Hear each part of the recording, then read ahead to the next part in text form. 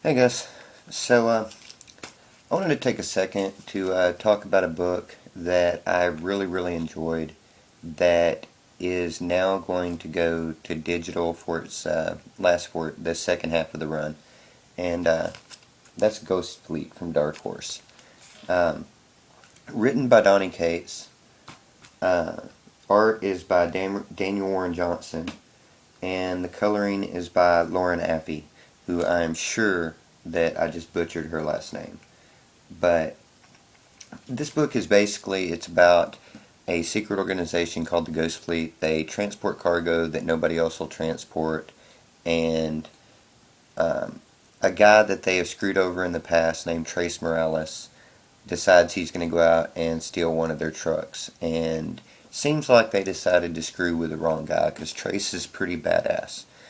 And so he goes out and he steals this truck and is on the run. Well, apparently the truck he stole, the cargo inside is really bad news.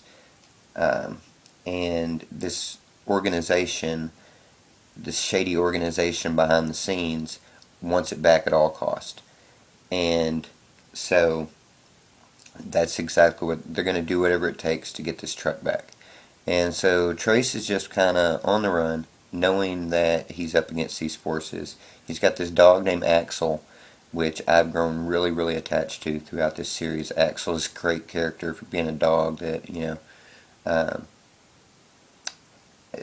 I think because of the fact that it's teased so much like he's fixing to die, and he never dies.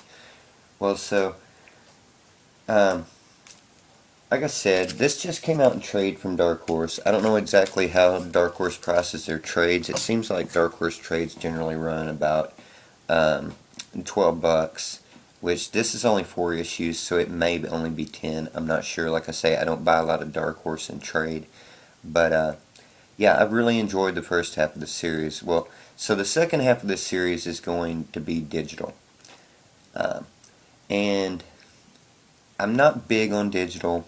I know it's the future, but I'm just not big on digital. But Donny Cates is just a pretty super cool guy. Seems really engaging with fans, and he sent me a copy of Ghost Fleet number 5. And Ghost Fleet number 5, reading it online, was just as good as reading it in the comics. I thought that the art and the coloring were a little different, but that's just reading things online, I guess. Um, that's one of the things with reading comics online that's a little bizarre to me a lot of times is the way that the art and the coloring are. Um, but the story on issue 5 was really good. It set up what's fixing to be a huge war between Trace and this asshole bounty hunter guy, Mickey Reno. Sorry, Mickey, didn't mean to call you an asshole, but you're kind of an ass. Um, who are going to battle it out over this truck because Mickey didn't know where he was, but now in issue 5, Mickey finds out where he is, and it is going to be just a good, the bad, and the ugly showdown at high noon um, type thing when these two meet because they are both just uber badasses. Um, and